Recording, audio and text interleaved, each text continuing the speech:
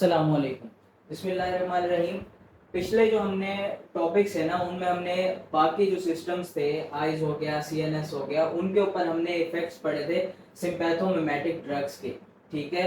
और अब जो है हमारे पास रह गया है वस्कुलर सिस्टम और हमारे पास हार्ट का। ठीक है। तो वस्कुलर सिस्टम में सबसे पहले बात कर लेते हैं अल्फा 1 एगोनिस्ट की। अल्फा 1 एगोनिस्ट जो है वो दो काम करता है। एक हमारे पास क्या करता है, इंक्रीज ब्लड प्रेशर, और दूसरा क्या करता है हमारे पास रिफ्लेक्स ब्रैडिकार्डिया।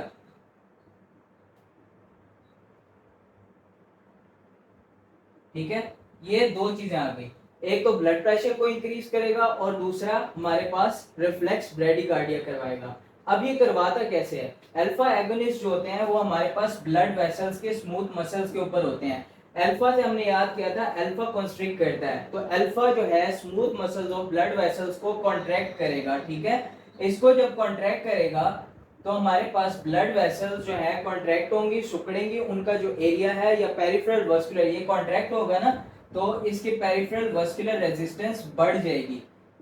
इसका मतलब जो हमारे पास बाहर की रेजिस्टेंस है अंदर फ्लूइड के ऊपर, वो हमारे पास बढ़ गई है इसके कॉन्ट्रैक्ट होने की वजह से, और स्पेस जो है इसके अंदर ल्यूमेन जो है शॉर्टन हो गया है।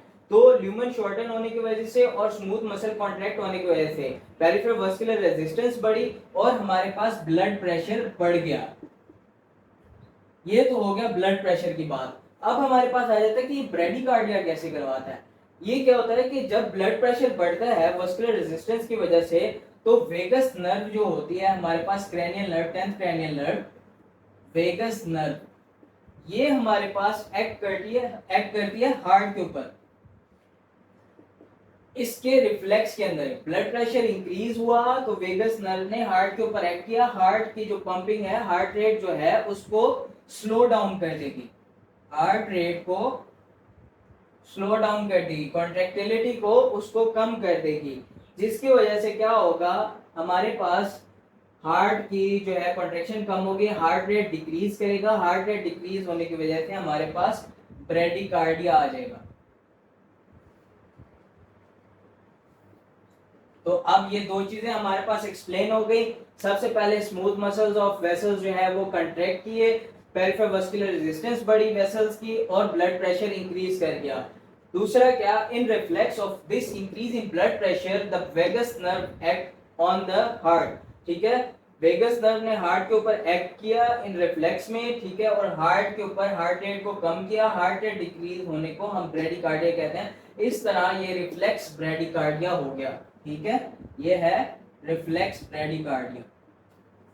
ये हो गया अल्फा 1 एगोनिस्ट के काम। अब आ गया हमारे पास अल्फा 2 एगोनिस्ट। अल्फा 2 एगोनिस्ट अगर वस्कुलर सिस्टम में बात करें, आमतौर पे तो वही जो नॉर्मल ड्रग्स हैं, जैसे हमने क्लोनिडीन के बारे में पढ़ा था, आमतौर पे ये क्या करता है, जब नॉर्मल डोजेस में हम इसको देते हैं तो ये ब्लड वेसल्स को कॉन्ट्रैक्ट करवा के ब्लड प्रेशर को बढ़ाता है। ठीक है। ब्लड वेसल्स को कॉन्ट्रैक्ट करवा के ब्लड प्रेशर बढ़ गया। लेकिन लार्जर डोजेस में, ओरल लार्जर डोजेस में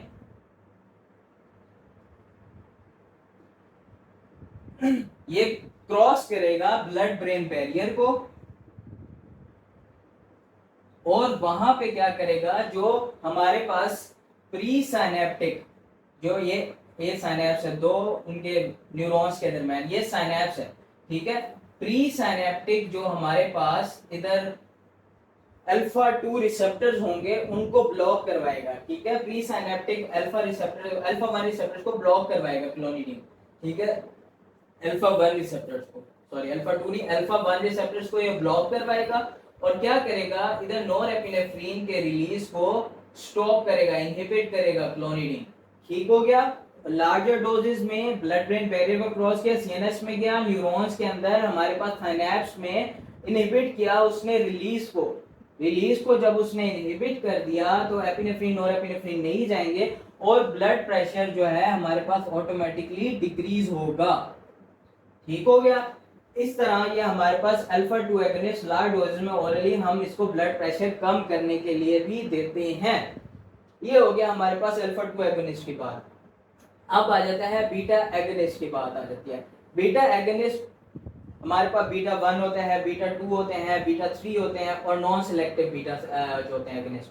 अब बात कर लेते हैं नॉन सिलेक्टिव बीटा एगोनिस्ट की। तो वो क्या करेगा, वो एक्ट करेगा स्केलेटल मसल्स के वेसल्स पर, स्केलेटल मसल वेसल्स, ठीक है। इन वेसल्स के ऊपर हमारे पास, स्केलेटल मसल्स के ऊपर हमारे पास एक्ट करेगा। बीटा हमने क्या किया था, डायलेशन करवा रहे हैं, बीटा एगोनिस्ट होंगे वो बी से डी, बीटा डायलेशन करवा रहे हैं। तो हमारे पास ब्लड वेसल्स को, स्केलेटल मसल के ब्लड वेसल्स को डायलेट करवाएंगे और ऑटोमेटिकली वहां पे बीपी को कम कर देंगे। ये हमारे पास बीटा एगोनिस्ट नॉन सिलेक्टिव की बात होगी कि हमारे पास स्केलेटल मसल के वेसल्स के ऊपर एक्ट करेगा और हमारे पास ब्लड वेसल्स को डायलेट करवाएगा और ब्लड प्रेशर डिक्रीज होगा। अब इसके साथ होता क्या है, एक तो इसका काम हो गया ना, एक इसका काम हो गया कि बीपी डिक्रीज करवा दिया। दूसरा इसका काम क्या होता है कि ये रिफ्लेक्स हमारे पास टैकीकार्डिया भी करवाता है। जब जाहिर है बीपी डिक्रीज होगा तो हमारे पास हार्ट के ऊपर मैसेज जाएगा कि हमारी बॉडी का बीपी डिक्रीज हो रहा है। तो हमारी बॉडी का बीपी नॉर्मलाइज करने के लिए हार्ट की पंपिंग इंक्रीज कर जाएगी, हार्ट की कॉन्ट्रैक्टिलिटी बढ़ जाएगी, हार्ट रेट बढ़ जाएगा। तो ये किसमें बढ़ा है, हार्ट रेट बढ़ा है in the reflex action of the skeletal muscle vessel dilation. ठीक हो गया, स्केलेटल मसल की जो वेसल्स हैं उनकी डायलेशन की वजह से हमारे पास हार्ट रेट इंक्रीज किया है। तो हमारे पास इसका ये क्या आ गया, दो काम करवा रहा है। एक, स्केलेटल मसल में जो हमारे पास वेसल्स हैं उनको डायलेट करवा के वहां का ब्लड प्रेशर डिक्रीज करवा रहा है और साथ ही साथ हार्ट रेट इंक्रीज करवा रहा है इन रिफ्लेक्स टू दिस एक्शन। तो reflex tachycardia, decrease in blood pressure and reflex tachycardia हमारे पास क्या करवा रहे हैं, नॉन सिलेक्टिव बीटा एगोनिस्ट करवा रहे हैं। उसके बाद आ जाता है डोपामीन। डोपामीन रिसेप्टर्स जो होते हैं वो हमारे पास ज्यादातर ब्रेन के अंदर होते हैं, ठीक है। उसके अंदर क्या करवाता है वो, सॉरी ब्रेन के अंदर कह रहा हूँ, रीनल और स्प्लैंक्निक वेसल्स के अंदर होते हैं। जो रीनल वेसल्स हैं और स्प्लैंक्निक वेसल्स यानी कि किडनी की और जो स्प्लैंक्निक वेसल्स हैं, तो इनके अंदर ये क्या करवाता है, डोपामीन इन दोनों वेसल्स की रिलैक्सेशन करवा देता है। इनकी रिलैक्सेशन की वजह से हमारे पास इधर का ब्लड प्रेशर भी डिक्रीज हो जाता है। ठीक हो गया, ये हमारे पास हो गया वस्कुलर सिस्टम के ऊपर। अब हम बात कर लेते हैं हार्ट की।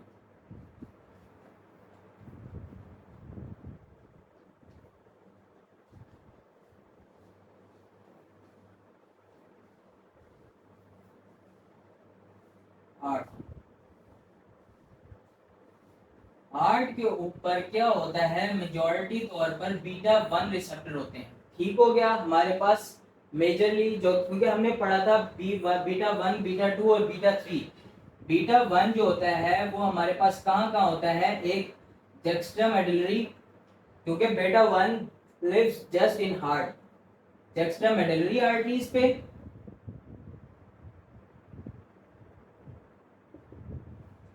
Plus heart. ठीक हो गया, तो ये क्या करवाता है, बीटा 1 जो है हमारे पास और बीटा 2 रिसेप्टर्स भी कुछ हद तक होते हैं, बीटा 1 रिसेप्टर्स और बीटा 2 रिसेप्टर। बीटा 2 हमने पढ़ा था, live smoothly in London, smoothly, smooth muscles,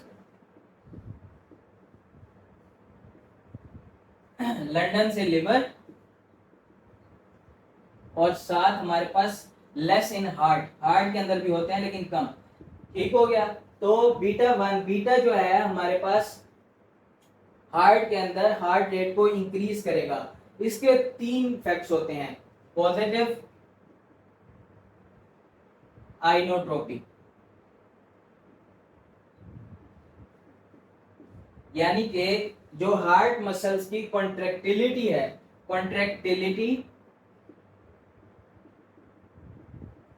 of heart cardiac muscles, इसको जो है इंक्रीज करवा देगा। तो इसको कहते हैं पॉजिटिव आइनोट्रोपी। साथ आ जाता है पॉजिटिव क्रोनोट्रोपी। अब पॉजिटिव क्रोनोट्रोपी क्या होता है, पॉजिटिव क्रोनोट्रोपी होता है हार्ट रेट को इंक्रीज करना, आइनोट्रोपी कार्डियक मसल्स की कॉन्ट्रैक्टिलिटी को इंक्रीज करना, क्रोनोट्रोपी क्या होता है हमारे पास हार्ट रेट को इंक्रीज करना। ये दो चीजें हो गई। Positive inotropy, positive chronotropy. ये हमारे पास दो टर्म्स हमने याद रख लिए, हार्ट के लिए, बीटा के लिए। ठीक हो गया। अब साथ हमने क्या पढ़ा था, बीटा 1 जो होता है वो हमारे पास जुक्स्टामेडुलरी सेल्स पे भी, यानी कि जुक्स्टामेडुलरी apparatus पे भी होते हैं। ठीक हो गया। बीटा 1 जो है जुक्स्टामेडुलरी पे भी होगा, तो क्या करवाएगा, वहां से रेनिन की सिक्रीशन को, किडनी से रेनिन की सिक्रीशन को बढ़ा देगा। ठीक हो गया। जुक्स्टामेडुलरी में इसका इफेक्ट बीटा 1 का ये आ गया कि वो वहां से किडनी से रेनिन की सिक्रीशन को बढ़ा देगा। अब बीटा 2 रिसेप्टर्स हमने कहां कहां पढ़े थे, हमारे पास बीटा 2 रिसेप्टर में अब दो चीजें याद रखनी है। ठीक है, एक स्मूथ मसल्स ग्लैंड वगैरह में हमारे पास, यानी कि ये पैंक्रियाज में भी होगा और लिवर में भी होंगे बीटा 2 रिसेप्टर्स जो होंगे। ठीक है। अब बीटा 2 रिसेप्टर्स जो है पैंक्रियाज में, साथ लिवर में। हमने लिवर में इसका फंक्शन पढ़ा था बीटा 2 रिसेप्टर्स का, कि ये क्या करवाता है, हमारे पास ग्लाइकोजन को ग्लूकोज में कन्वर्ट करवाता है। यानी इन द एंड हमारे पास ग्लूकोज की जो लेवल्स हैं ब्लड के अंदर उसको बढ़ा देता है बीटा 2 एगोनिस्ट जो होंगे हमारे पास। ठीक है। और साथ ही साथ पैंक्रियाज से क्या कर रहा होता है, ये इंसुलिन को रिलीज करवा रहा होता है, ताकि ये साइकिल आपस में एडजस्ट होता रहे। ग्लूकोज भी ब्लड के अंदर आती जाएगी और साथ साथ इंसुलिन भी आती जाएगी, ताकि हमारे पास ये लेवल्स नॉर्मलाइज भी होता जाए। यानी कि ग्लाइकोजेनोलाइसिस, यानी glycogen breakdown into the glucose. ठीक है, glycogen breakdown into the glucose is glycogenolysis, और ग्लूकोनियोजेनेसिस भी करवा रहा होता है, यानी कि ग्लूकोज के लेवल्स को बढ़ा रहा होता है। अब लिवर के अंदर एक ऐसा फैक्टर होता है कि जब ग्लाइकोजन से ग्लूकोज में कन्वर्ट हो रहा होता है, ग्लूकोज हमारे पास ब्लड के अंदर जब बढ़ रहा है, साथ ही साथ एक और काम हो रहा होता है कि पोटाशियम भी हमारे पास, पोटाशियम भी इंक्रीज हो रहा होता है ब्लड के अंदर। ठीक है। अब ग्लूकोज क्या होता है, जैसे ही ग्लूकोज बॉडी के अंदर आती है तो ये क्या होता है, पेरिफेरल टिश्यूज जिनको जरूरत होती है ग्लूकोज की फॉर द एनर्जी, वो ग्लूकोज को अपटेक कर लेते हैं। ठीक हो गया। ग्लूकोज का अपटेक हो जाता है जब यहाँ पे हमारे पास ग्लूकोज ब्लड के अंदर आता जाएगा। जब यहाँ पे ग्लूकोज का अपटेक हो जाता है तो पोटाशियम भी यहाँ से हमारे पास इन पेरिफेरल टिश्यूज के अंदर चली जाती है और ब्लड के अंदर इसका लेवल दोबारा नॉर्मलाइज हो जाता है। थोड़ी देर के लिए इसका जो होता है हाइपरकैलेमिया आता है।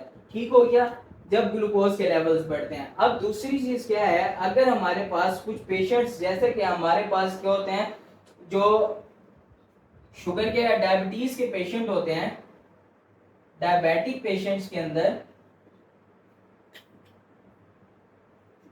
ग्लूकोज जो है वो ब्लड के अंदर इंक्रीज रहती है। ठीक है, तो वो हमारे पास पेरिफेरल टिश्यूज नहीं ले सकते, तो इस तरह हमारे पास क्या होगा, पोटाशियम भी हमारे पास इंक्रीज रहेगी ब्लड के अंदर डायबिटिक पेशेंट्स के अंदर, और ग्लूकोज भी इंक्रीज रहेगी। तो ये इम्बैलेंस होने की वजह से, इम्बैलेंस, जब इम्बैलेंस होगा इस ग्लूकोज और पोटाशियम का, यानी कि ग्लूकोज भी हमारे पास इसके अंदर ज्यादा रहेगी ब्लड के अंदर और पोटाशियम भी, तो इस इम्बैलेंस की वजह से हमारे पास क्या होता है, हाइपरकैलेमिया हो जाता है। ठीक हो गया। ये हमारे पास जितने भी रिसेप्टर्स थे उनके हमारे पास क्लिनिकल इफेक्ट्स जो हमारे पास कहाँ कहाँ यूज हो रहे हैं। ठीक है, ये हमारे पास ये इस टॉपिक, इस वीडियो के लिए हमारे पास जो है जितना टॉपिक था कवर हो सकता था वो हमारा ये कवर हो गया। बाकी जो है इंशाल्लाह नेक्स्ट वीडियो के अंदर हम इसको कवर करेंगे। अभी तक के लिए इतना ही। अगर कुछ समझ ना आए तो आप कमेंट्स में पूछ सकते हैं। Thank you. Allah Hafiz.